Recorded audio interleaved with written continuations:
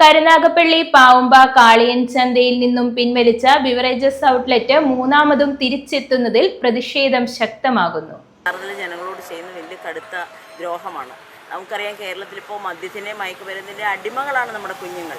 എല്ലാ ദിവസവും മയക്കുമരുന്ന് പിടിച്ച എന്ന് പറഞ്ഞാൽ LP സ്കൂളിലും UP സ്കൂളിലും ഒക്കെ പഠിക്കുന്ന കുഞ്ഞുങ്ങളുടെ ബാഗിൽ നിന്ന് മയക്കുമരുന്ന് കണ്ടെടുത്തു, മദ്യം കണ്ടെടുത്തു അടക്കമുള്ള വാർത്തകളാണ് ഓരോ ദിവസവും വന്നുകൊണ്ടിരിക്കുന്നത്. എന്തൊക്കെ തരം മനസ്സ് മരവിപ്പിക്കുന്ന തരത്തിലുള്ള കുറ്റകൃത്യങ്ങളുടെ വാർത്തകളാണ് വന്നുകൊണ്ടിരിക്കുന്നത്. അപ്പോൾ ഇതുപോലെ ജനവാസ കേന്ദ്രത്തിൽ ഒരു മദ്യശാല വീണ്ടും സ്ഥാപിക്കുക എന്ന് പറഞ്ഞാൽ അവിടെയുള്ള വലിയൊരു വിഭാഗം കുട്ടികളെ കുറ്റവാളികളാക്കുക എന്നുള്ളതാണ്. ആ വീടുകളിലെല്ലാം ഒരു സമാധാന അന്തരീക്ഷം തകർക്കുക എന്നുള്ളതാണ് അതിനർത്ഥം. അപ്പോൾ അതുകൊണ്ട് സർക്കാർ നിർബന്ധമായിട്ട് ഈ ശ്രമത്തിൽ നിന്ന് പിന്തിരിയണമെന്നാണ് ഞങ്ങളുടെ വിനയപൂർവ്വമായിട്ടുള്ള അഭ്യർത്ഥന. മുഴുവൻ ജനങ്ങളും ഇത് പിൻവലിക്കാൻ ആവശ്യപ്പെട്ടുകൊണ്ട് ആ പ്രദേശത്തുള്ള ആളുകൾ മുഴുവൻ സമരരംഗത്തേക്ക് വരേണ്ടിയിരിക്കുന്നു.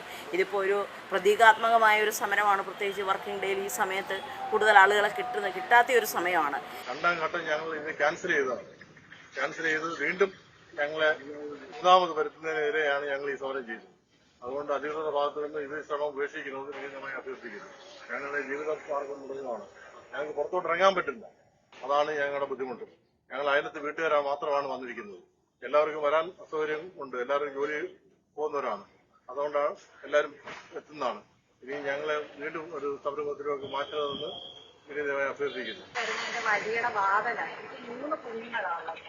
അത് തൊട്ടടുത്തെന്ന് പറഞ്ഞാൽ വളരെ ഒരു മതിന്റെ വ്യത്യാസം മാത്രത്തിലാണ്. എന്നാൽ ഇത് വരുന്നത് കൊണ്ട് വളരെ ബുദ്ധിമുട്ട് അനുഭവിക്കുന്ന ഒരു കുടുംബമായിരിക്കും ഞങ്ങളത്.